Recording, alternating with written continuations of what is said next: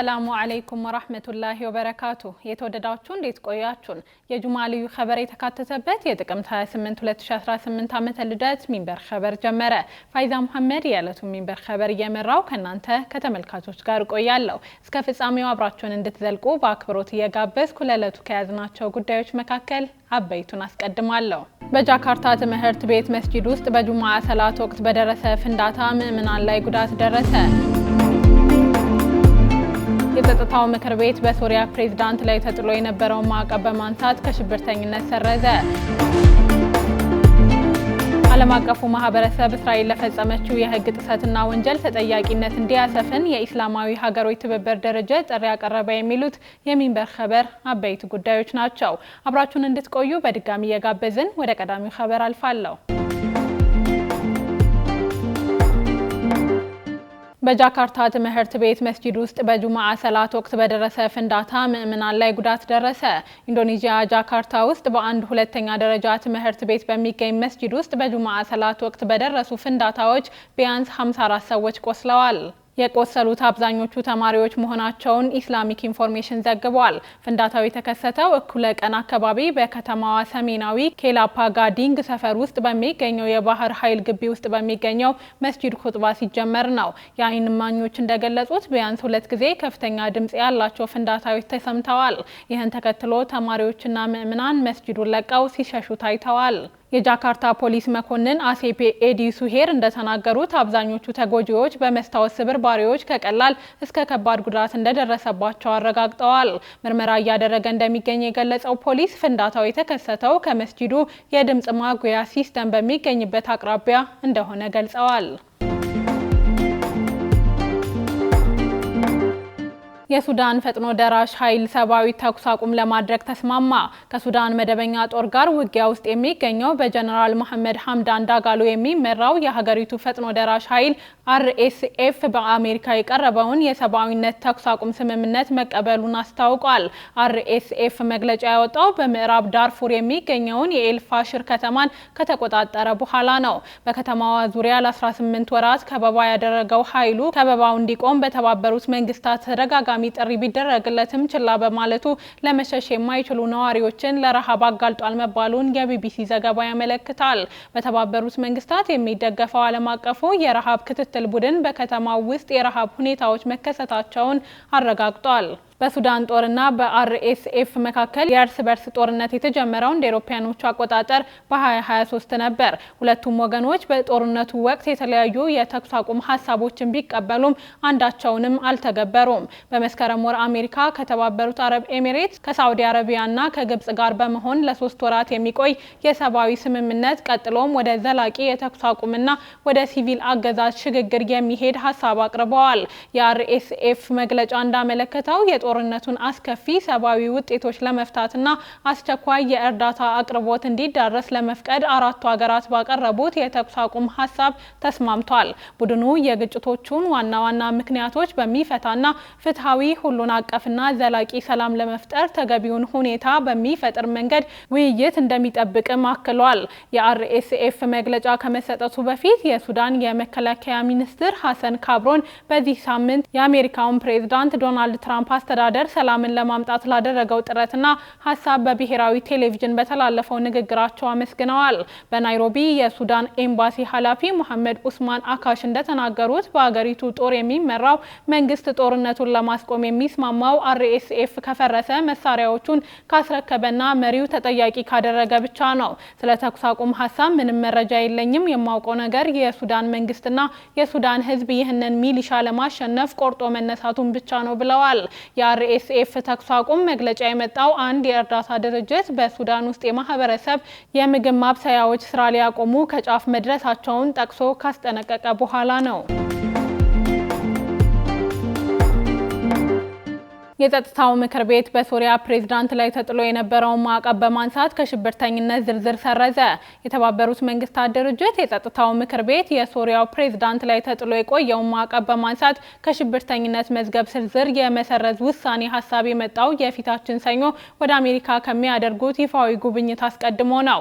የአህመድ አሸር ይፋዊ የአሜሪካ ጉብኝት በሶሪያ መሪዎች ታሪክ ከ80 ዓመታት በኋላ ለመጀመሪያ ጊዜ የሚደረግ ነው። ከዚህ አስቀድሞ በተካሄደው የምክር ቤቱ ስብሰባ ከፕሬዝዳንት አህመድ አሸር በተጨማሪ የሀገር ውስጥ ጉዳይ ሚኒስትሩን አነስ አልኸጣብ ከሽብርተኝነት መዝገብ ዝርዝር ውስጥ ሰርዟል። ቻይና ድምፀ ተአቅቦ ባደረገችበት የጸጥታው ምክር ቤት ስብሰባ የተነሳው ማዕቀብ የተጣለው አሸር ቀድሞ የተዋጊ ቡድኑ መሪ በነበሩበት ጊዜ ነው። የሁለቱ የሶሪያ ቁልፍ የፖለቲካ ባለስልጣናት ማዕቀብ መነሳት በመልሶ ግንባታ ላይ ለምትገኘው ሶሪያ አዲስ ምዕራፍ የሚከፍት ነው ሲሉ በተባበሩት መንግስታት ድርጅት የአሜሪካ መልእክተኛ ማይክ ዋልትዝ መናገራቸውን አናዶሉ ዘግቧል። በተባበሩት መንግስታት ድርጅት የሶሪያ መልእክተኛ ኢብራሂም ኦላቢ የውሳኔ ሀሳቡን ሶሪያ በአውንታ ተቀብለዋለች ሲሉ ተናግረዋል።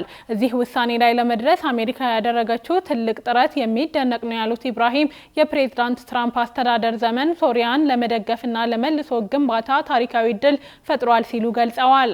የፊታችን ሰኞ አህመድ አሸርን የሚቀበሉት ትራምፕ ለሮይተርስ የዜና ወኪል በሰጡት አስተያየት ጥሩ ስራ እየሰራ እንደሆነ አምናለሁ። ታታሪና ብርቱ ሰው ነው። ከሱ ብዙ መልካም ነገሮች አይቻለሁ። በሶሪያም ብዙ ለውጥ እያመጣ ነው ሲሉ አድናቆታቸውን ገልጸዋል። ዓለም አቀፉ ማህበረሰብ እስራኤል ለፈጸመችው የህግ ጥሰትና ወንጀል ተጠያቂነት እንዲሰፍን የኢስላማዊ ሀገሮች ትብብር ድርጅት ጥሪ ያቀረበ። መቀመጫውን በሳውዲ አረቢያ ጅዳ ያደረገው የኢስላማዊ ሀገሮች ትብብር ድርጅት አዲስ ባወጣው መግለጫ እስራኤል በወረራ በያዘችው አልቁድስ ከተማ 356 አዳዲስ ግንባታዎችን ለማካሄድ ያጸደቀችውን ማዕቀፍ አውግዟል። ድርጅቱ በመግለጫው የእስራኤል ውሳኔና የግንባታ እንቅስቃሴ በዓለም አቀፍ ህግና በተባበሩት መንግስታት ድርጅት ውሳኔዎች በተለይም የጸጥታው ምክር ቤት ድንጋጌና በዓለም አቀፉ የፍትህ ፍርድ ቤት የበላይ አማካሪዎች አስተያየት መሰረት ድርጊቱን የጦር ወንጀል ሲል ፈርጆታል። ስለ ጉዳዩ አስተያየት የሰጡት የኢስላማዊ ትብብር ሀገራት ድርጅት ዋና ጸሐፊ ሂሴን ብራሂም ጣሃ በእስራኤል ወረራ ኃይሎች ቁጥጥር ስር በሚገኘውና በኃይል በወረራ በተያዘው ዌስት ባንክ ውስጥ የእስራኤል ሰፋሪዎች የሚፈጽሙት ጥቃትና የሽብር ድርጊት በመቀጠሉ በአካባቢው የተደቀነው ስጋት እየጨመረ ነው ብለዋል። ድርጅቱ በመግለጫው ዓለም አቀፉ ማህበረሰብ ኃላፊነቱን እንዲወጣና አስቸኳይ እንዲሁም ወሳኝ እርምጃ እንዲወስድ ጠይቋል። ሚድል ኢስት ሞኒተር እንደዘገበው ከሆነ ምስራቅ ቁድስንና ዌስት ባንክን በወረራ የያዘው የእስራኤል ባለስልጣናት የፍልስጤም ግዛት በሆነው አደም በመባል በሚታወቀው ሰፈር 356 ግንባታዎች ያሉት አዲስ የሰፈራ መንደር ለመገንባት ቀደም ሲል 2 አዳዲስ ጨረታዎችን አውጥተዋል። የእስራኤል የዌስት ባንክና የምስራቅ ቁድስ ህገወጥ ወረራ እንዲሁም የግንባታ እንቅስቃሴዎችን አውግዞ መግለጫ ያወጣው የኢስላማዊ ሀገራት ትብብር ድርጅት 57 አባል ሀገራትን በውስጡ የያዘ ሲሆን 40ዎቹ ሙስሊም ሀገሮች ናቸው። ጣቢያችን ሚንበር ቲቪ 5ኛ ዓመቱን በተለያዩ ዝግጅቶች እያከበረ እንደሚገኝ ይታወቃል። የዚሁ አካል የሆነው የበጎ አድራጎት ድርጅቶች ጉብኝት ተከናውኗል። የጣቢያውን ኃላፊዎችን ጨምሮ ባልደረቦች በተካተቱበት መርሃ ግብር በአዲስ አበባ ከተማ በሚገኙት በባቡል ኸይርና በየሲር ለና የበጎ አድራጎት ድርጅት ጉብኝት ተደርጓል።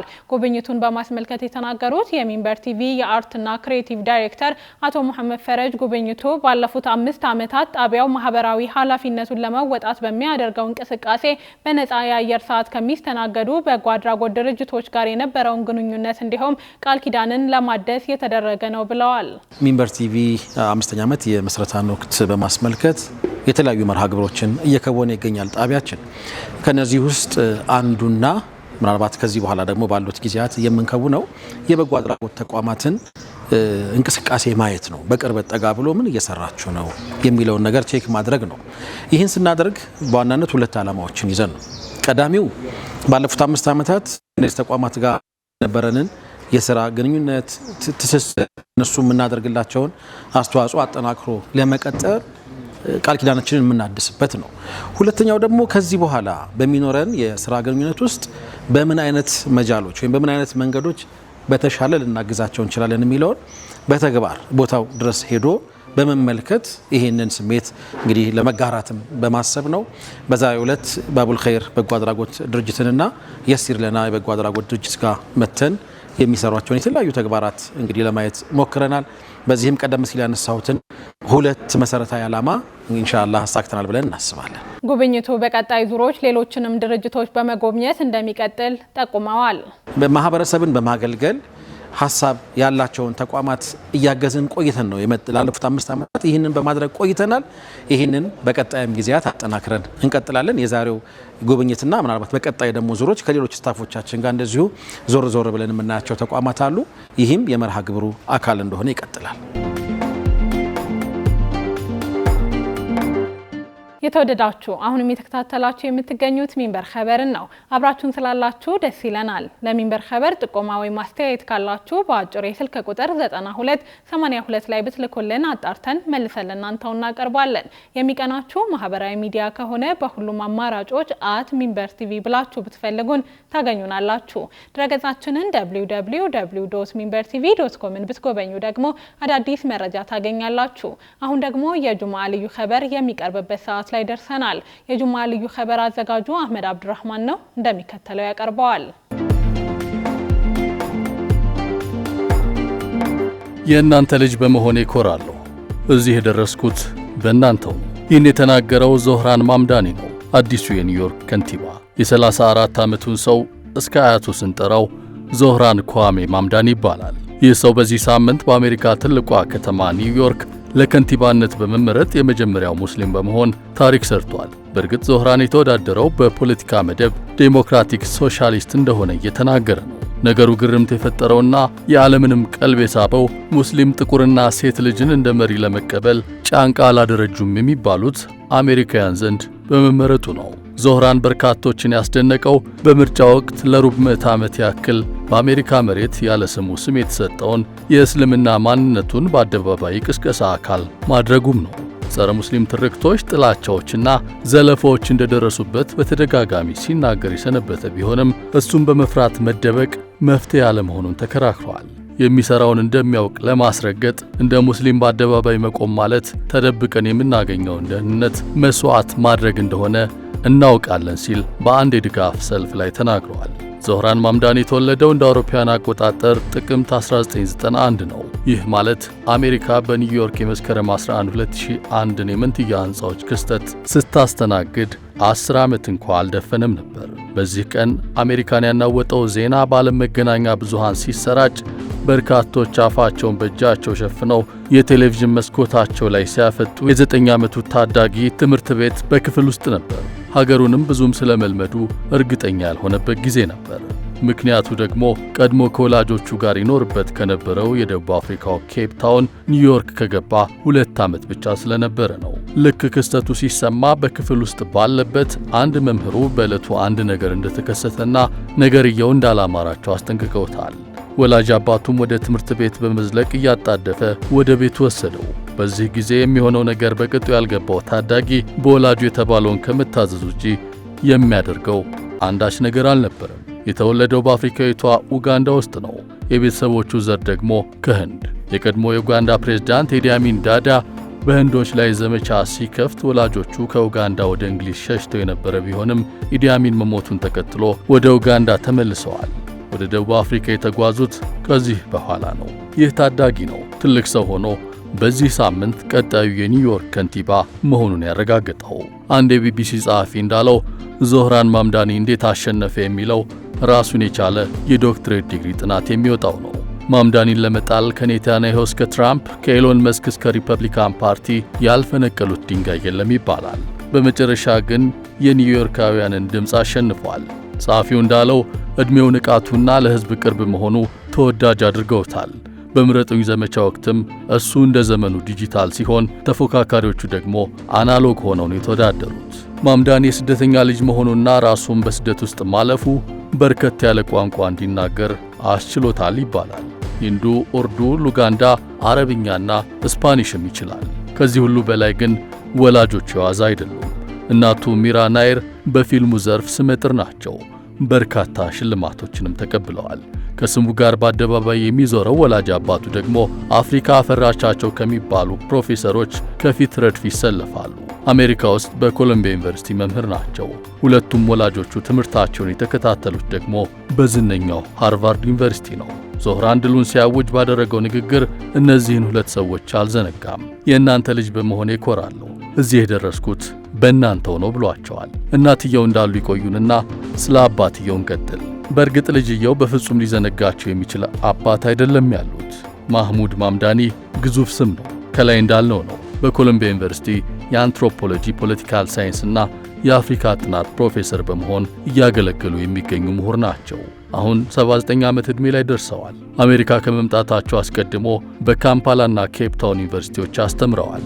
ህንድ ቦምቤ የተወለዱት ፕሮፌሰሩ በምሁራን ዓለም የሚታፈር ስም ገንብተዋል።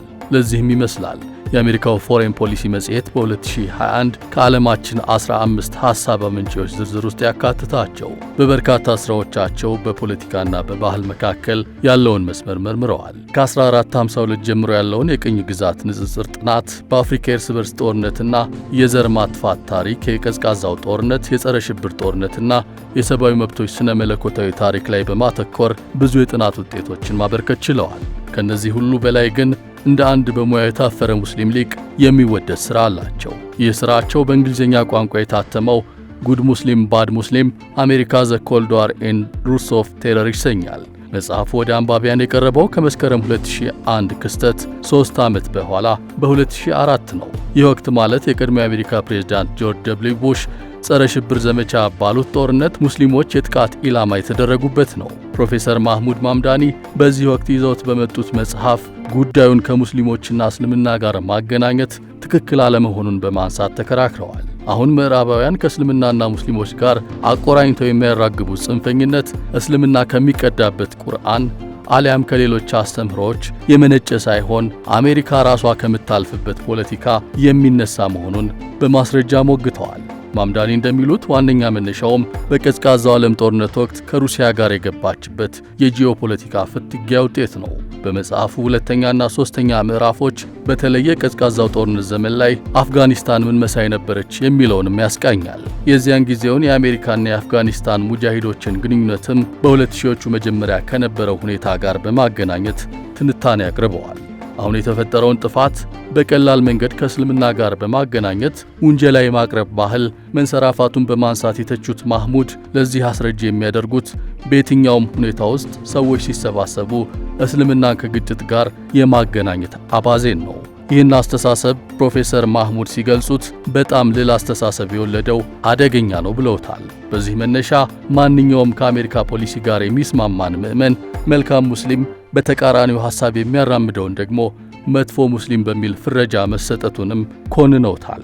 በዚህ አይነት ውንጀላ በዓለማችን ሰላም ማስፈን እንደማይቻልም ተከራክረዋል። ከዘመናችን ዕውቅ ዓለም አቀፍ የእስልምና መምህራን ተጠቃሽ የሆኑት ሼህ ያሲር ቃዲ የዞህራን ማምዳኒ ወላጅ አባት ፕሮፌሰር ማህሙድ ማምዳኒ በዚህ ሥራቸው ለእስልምና መከታ የሆኑትን ያክል ማናችንም አማኝ ነን የምንል ማድረግ አልቻልንም ሲሉ አሞግሰዋቸዋል።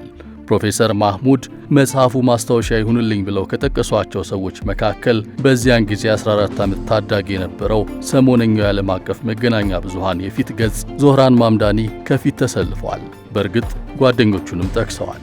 ልጅየው ዞህራን ማምዳኒም ይህን አልዘነጋም።